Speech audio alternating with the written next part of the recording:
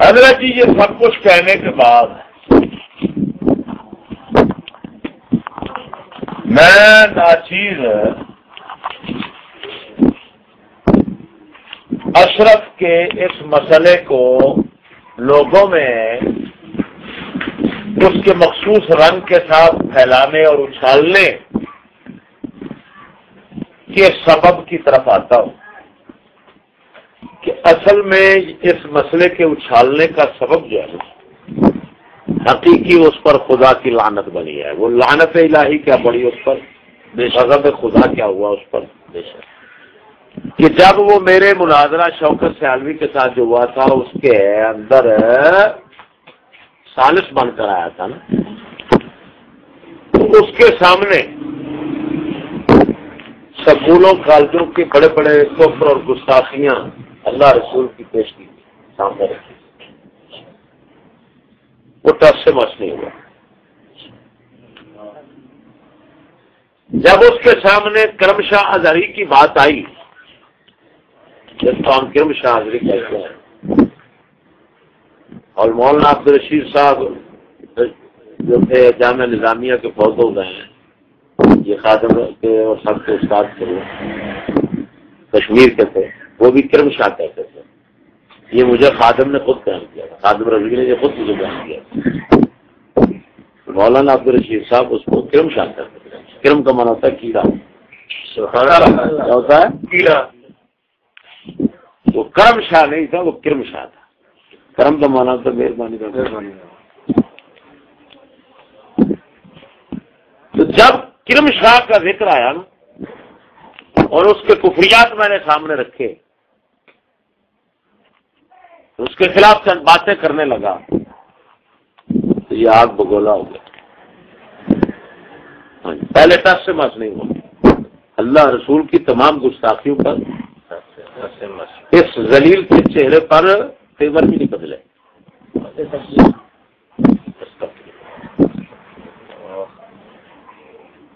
جب ہی جناب وہ ذکر چھڑتا گیا نا اس کا کرم شاہ کا, یہ آگ ہو گیا.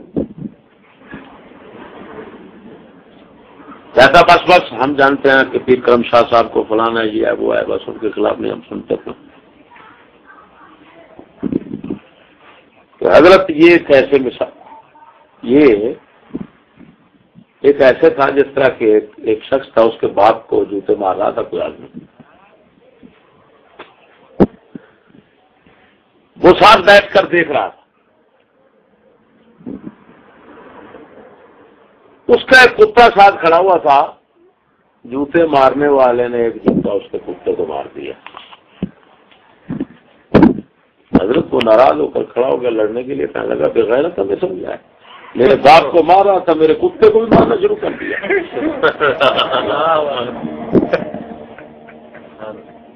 ان لائنوں کا یہ حال ہے, کہاں خدا رسول کی عزت اور کہاں کرم شاہ کی ذلت. ان کی پرواہ نہیں ہے اور ان کے لیے لڑنے کو آ جاتے ہیں. سمجھ نہیں بات کیا. جب اس نے یہ بغیرتی دکھائی نا, حضرت جی دو شخص تھے, مطلب مناظرے کے لیے آیا ہوا تھا شوکت, وہ بھی یہ سب کچھ دیکھنے کے بعد لائن ذرا نے تبدیل ہوا, واپس گیا. اس پر خدا کی لعنت یوں پڑی کہ جاتے ہوئے اپنی شاگردانی کے ساتھ زنا کے اندر پکڑا گیا خانے وال میں. وہاں سے ذلیل خوار ہو کر نکلا, سیال شریف چلا گیا. سیال شریف پھر اسی کام میں پکڑا گیا. وہاں سے ذلیل ہو کر نکلا اور اب وہ بہاڑی کے ساتھ گڑا موڑا ہوا. اب پتہ نہیں وہاں پر آئے نہیں کافی ہے. اس پر تو خدا کا غضب یوں ٹوٹ پڑا. آخر حق کو ظاہر ہونے کے بعد پھر بھی ٹھکرا دینا, پھر اللہ تعالیٰ کے غضب سے کون بچا سکتا. اور جناب جی نا, دوسرا یہ ہے کہ یہ جو تھا اشرف, یہ جب گیا اس نے جو اس کو کرنا چاہیے تھا اس نے نہ کیا.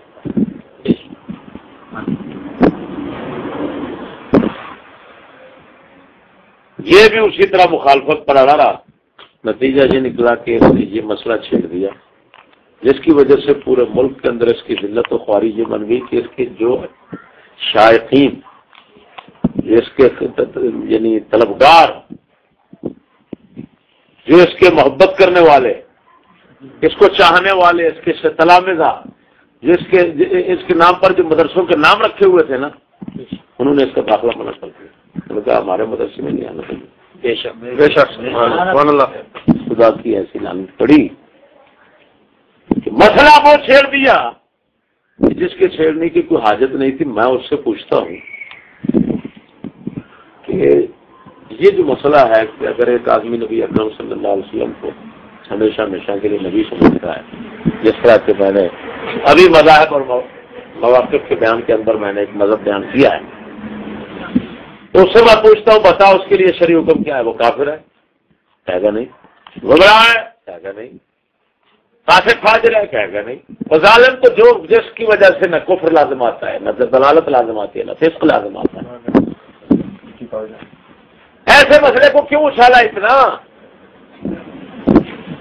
اقبال کی ایک تو وہی لعنت تھی، اور دوسرا اقبال کی زبان سے کہتا ہوں کہ دین کافر فکر و تدبیر جہاد، سبحان اللہ فی سبیل اللہ فساد. سبحان اللہ. کہ کافر کے دین یہ بنا ہوا ہے کہ وہ ہر وقت اس وقت مسلمانوں کے ساتھ جہاد اور جدال میں جنگ میں مصروف ہے. نظریاتی جنگ، ایک طرف نظریاتی جنگ لڑتا ہے، دوسری طرف اصلے کی جنگ لڑتا ہے. ہر طرف سے اور ہر طرح سے مسلمانوں کو تباہ کرنے کے اندر مصروف ہے. اور اقبال کہتا ہے دوسری طرف دیکھو تو ملا کا یہ حال ہے، دین ملا فی سبیل اللہ فساد. بے شک وہ اللہ کے راستے میں نت نئے فساد کے اندر مصروف ہے. بے شک نت نئے فساد میں مصروف ہے. کہ ایک ایسا مسئلہ چھیڑ دیا جس سے پھر امت آپس کے اندر گتھم گتھا ہو کر لڑنا شروع کر دے، اور لڑائی ایسے مسئلے پر کرے کہ جو مسئلہ اصولی مسئلہ ہی نہ ہو، جس کی بنا پر ہم یہ نہیں کہہ سکتے کہ اس مسئلے کی وجہ سے دوزخ جائے گا. ایسی عجیب بات ہے. ابھی بتا چکا ہوں چار قول پیش کیا، اور چاروں علماء اہل سنت کیا ہے. اس خبیث سے پوچھو کہ اس کو جان بھی کہے گا. سبحان اللہ. سبحان اللہ. یہی کہہ سکتے ہو کہ یہ اچھا مذہب ہے. اب جس کے متعلق صرف یہی کہا جا سکتا ہے، اس کے لیے اتنا بڑا طوفان کھڑا کرنا، یہ سوائے شیطان کے کس کا کام ہو سکتا ہے؟ اس کو آپ صلی اللہ علیہ وسلم نے فرمایا الفتنۃ نائمۃ ملعون من ایقظھا او کما قال. فرمایا فتنہ سویا ہوا ہوتا ہے، لعنتی ہے وہ شخص جو اس کو اٹھا دے. لعنتی ہے وہ شخص جو اس کو اٹھا دے. اب یہ فتنہ تھا، کیا مقصد ہے؟ اس طرح فتنہ ہی بن گیا نا کہ اس طرح قول پیش کر کے اور تقریریں جھاڑ دینا اور کہنا یہ غلط ہے، کہ اس طرح گمراہ ہے، یہ فلان ہے، یہ فلان ہے. حالانکہ کوئی گمراہی نہیں، جس طرح کہ پہلے آپ کو بتا چکا ہوں. اب حضرت میں اشرف سے یہ سوال کرتا ہوں اور اس کو جواب دینے والے ملاؤں سے یہ سوال کرتا ہوں کہ بتاؤ 40 سال کے بعد تو نبی اکرم صلی اللہ علیہ وسلم کا نبی رسول ہونا، یا 45 سال کے بعد، یہ تو اجماعی اتفاقی ہے، اس پر تو کسی کا اختلاف نہیں ہے.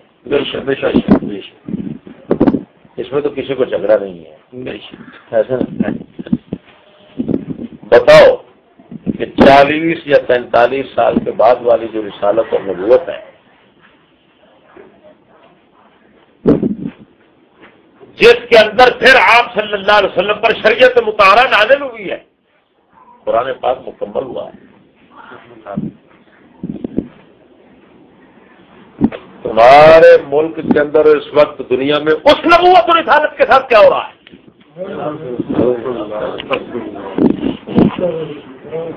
یہ ہو رہا ہے کہ وہ نبوت اور رسالت منسوخ کر دی گئی ہے کہ حکم رائج الوقت اس وقت انگریز کا چل رہا ہے. انگریز کا قانون اور نظام ہے، اور پھر اسمبلی ہے اور جمہوریت ہے یا جمہوری نظام ہے. دیکھو 4 نظام ہوتے ہیں کفار کے. شہنشاہی نظام، کیا شہنشاہی نظام، فوجی نظام، صدارتی نظام، جمہوری نظام. یہ چاروں نظام کس کے ہیں؟ کفار کے، فرعونوں کے، ظالموں کے ہوتے ہیں. اسلام کا نظام خلافت کا ہے. سبحان اللہ. شہنشاہیت میں شہنشاہ کی چلتی ہے، فوجی نظام میں فوجی ظالموں کی چلتی ہے،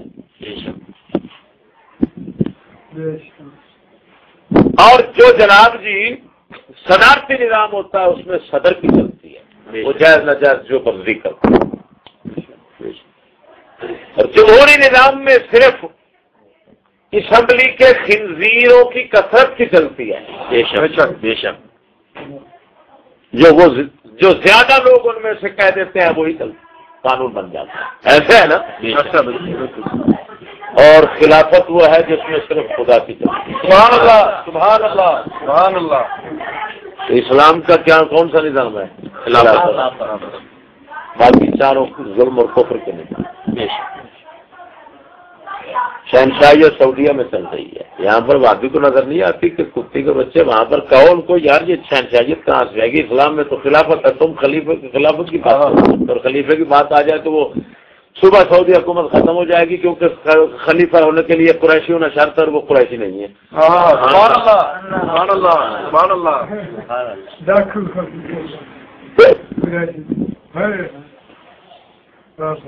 اور یہی شہنشاہیت برطانیہ میں چلتی ہے.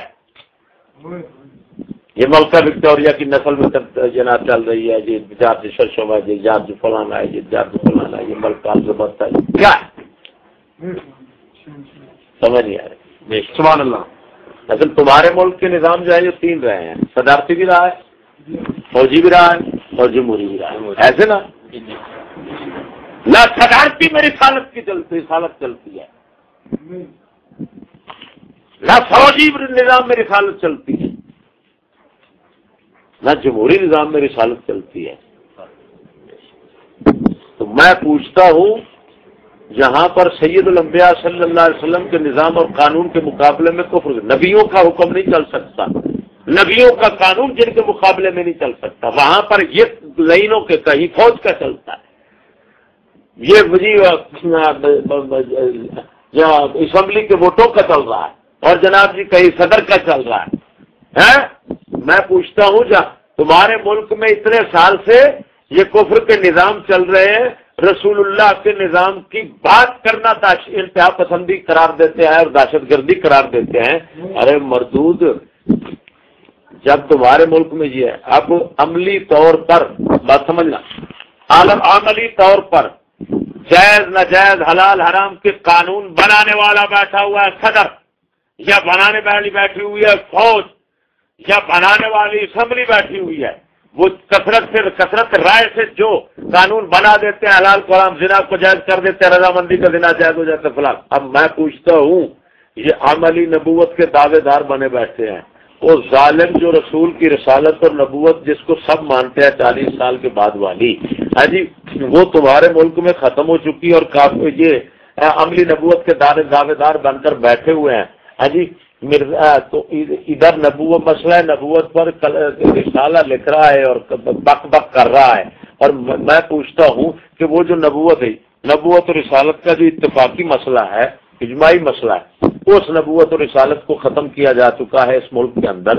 ہاں جی، اس کے خلاف تم نے کبھی کلام نہیں کی، جبکہ آپ خود کہتے ہو کہ 40 سال تک نبی پاک کو نبی ماننے والا نہ کافر ہے، نہ گمراہ ہے، نہ فاسق ہے، اور 40 سال کے بعد جو رسالت اور نبوت ہے اس نبوت کے مقابلے میں کسی قانون کو لانے والا، جائز سمجھنے والا، قانون سمجھنے والا، نظام سمجھنے والا، وہ تو بالاجماع کافر مرتد اور اسلام سے خارج ہے، اور لائن جس کفر کی وجہ سے دنیا مرتد کافر ہو رہی ہے، جس کی وجہ سے دنیا کافر اور مرتد ہو رہی ہے اور کفر پر چل رہی ہے، اس کے متعلق تو تم نے ایک لفظ نہیں لکھا، کبھی تقریر نہیں کی، تو بتا اب یہ تیرا مسئلہ اٹھانا، اس کو ہم کیا ملا کا فساد کہیں یا نہ کہیں؟ اگر تو حق پرست ہوتا، اگر تجھے نبی اکرم صلی اللہ علیہ وسلم کی رسالت اور نبوت کی پاسداری مقصود ہوتا، ہاں جی مقصود تھا، اور اگر تمہیں لوگوں کا ایمان محفوظ کرنا مقصود تھا، تو ایسے مسئلے کو کیوں چھیڑا جو ایمان کے منافی نہیں ہے؟ ایمان کے منافی تو یہ مسئلے ہیں، ان کے خلاف تم قدم کیوں نہیں اٹھاتے؟ معلوم ہوا سوائے ملا جو ہے نا وہ دین کے اندر فساد کیا اور تمہارا کوئی کام نہیں۔ سبحان اللہ۔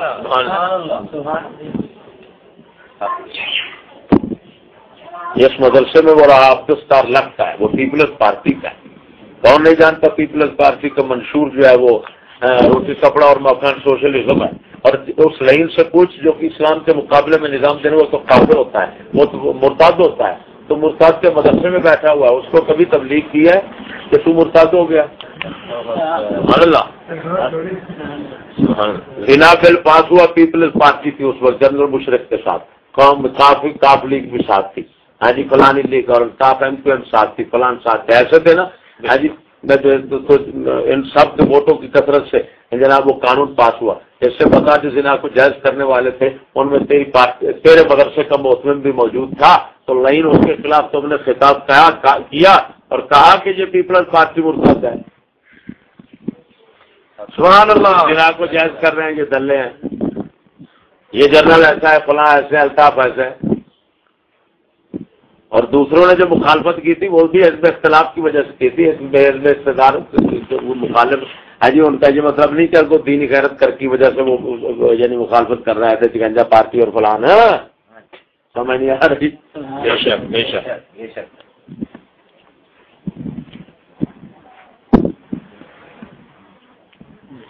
بولتے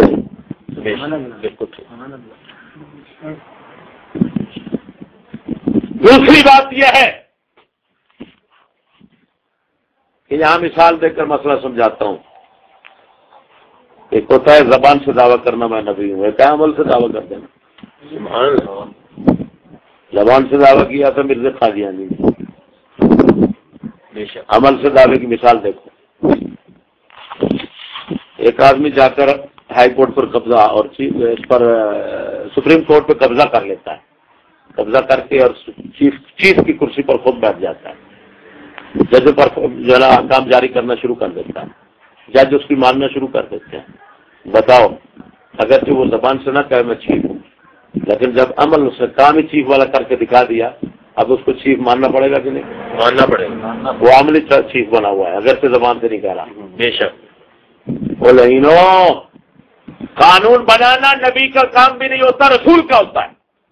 نبی رسول کے بنائے ہوئے قانون کی اتباع کرتا ہے، اور پھر یہ قانون بنانا اسمبلی کو دیا ہوا ہے تم نے، اور اسمبلی قانون عملی طور پر بنا رہی ہے اور جائز ناجائز رسول اکرم صلی اللہ علیہ وسلم کی شریعت کے مقابلے میں کر رہی ہے۔ وہ عملی نبوت کے دعوے دار بنے بیٹھے ہوئے، مرزے کے بھائی بنے بیٹھے ہوئے، اسمبلی کے لائن جو ہے تم نے ان کے خلاف کوئی بات نہیں کی، ہاں جی ان کے خلاف تو کتاب لکھ دے۔ سبحان اللہ۔ معلوم ہوا یہ سب، اور پھر اسی ملک کے اندر کیا پوری دنیا پر دیکھو مسلمان اقوام متحدہ کے پابند ہیں، اقوام حکومتیں اور اقوام متحدہ جو ہے وہ 5 ویٹو پاور کی پابند ہے، 5 ویٹو پاور جو ہیں وہ کافر ہیں، مشرک ہیں، ایک بھی ان میں سے مسلمان نہیں ہے۔ پوری دنیا کی حکومتیں جو ہیں وہ کس کی پابند بنی ہوئی ہیں؟ یعنی 5 ویٹو پاور، اور 5 ویٹو پاور جو ہے وہ شیطان کے حکم کے پابند بنے ہوئے ہیں، ایسے نا۔ اب میں ان لائنوں سے پوچھتا ہوں، اب وابیوں سے بھی پوچھتا ہوں، وابی اپنے یہ کیا چکر ہے؟ کفار کے حکم کی اطاعت، ان اطعتموہم انکم لمشرکون، اللہ فرماتا ہے اگر تم ان کی اطاعت کرو گے تو پکے مشرک۔ اب کفار کی اطاعت کرنے والے تو مشرک ہوتے ہیں، تم بھی سعودیہ یہ سب کے ساتھ حکومتیں جو ہیں وہ 5 کافروں کے حکم کے پابند بنے ہوئے ہیں، تو مشرک بنے ہوئے۔ ارے میں خنزیروں سے پوچھتا ہوں، دنیا مشرک بنی ہوئی ہے، پہلے حکومتیں مشرک بنی ہوئی ہیں، اس شرک کے خلاف کبھی بات نہیں لکھی، کبھی تقریر نہیں کی، کبھی یہ نہیں بتایا لوگوں کو کہ اقوام متحدہ کی رکنیت حاصل کرنے والا مشرک ہے، اسلام سے خارج ہے۔ سبحان اللہ۔ لائنوں سے کہو ذرا سعودیہ کو، وہابیوں سے کہو سعودیہ کو تو بتا دو بزرگوں کے دربار پر شرک نظر آتا ہے اور سعودی مردار پر شرک نظر کیوں نہیں آتا؟ سمجھ نہیں آ رہی. بزرگوں کے دربار پر شرک نظر آتا ہے، عرب کے مرداروں پر شرک نظر کیوں نہیں آتا؟ اس وجہ سے کہ وہاں بھی کتے کے منہ میں پیسہ ڈال دیتا ہے. اس کا مذہب پیسہ ہے، جدھر سے پیسہ آتا ہے یہ اسی کو جناب یہ نبی رسول ماننا شروع کر دیتا ہے، اسی کو حق والا ماننا شروع کر دیتا ہے. اگر یہ درباروں والے وہابی کو پیسہ دیں تو ایمان سے اگر یہ سعودیہ سے زیادہ ادھر پیسہ دینا شروع کر دے تو یہ کہے گا سب سے بڑی توحید درباروں پر ہوتی ہے. بے شک بے شک.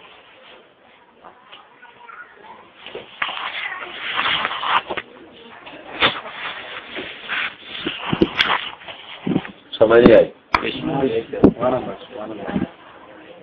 معلوم ہوا ان خنزیروں کا کام صرف دین میں فساد ڈالنا ہے. یہ مسئلہ اس کا جو ہے نا پس منظر اصل وہ یہ ہے، ایک تو اللہ کی طرف سے غضب ہے، دوسرا ان لائنوں کی طرف سے فساد ڈالنا ہے. یہ پس منظر ہے اصل مسئلہ نبوت کا. تو اس کے جو یعنی جو صحیح پہلو تھا وہ بھی پیش کر دیا، جو حقائق وہ بھی پیش، اور جو پس منظر ہے جس کی وجہ سے اشرف کو شیطان نے اکسایا وہ بھی سامنے رکھ دیا. بے شک بے شک. اب سمجھ آ گئی.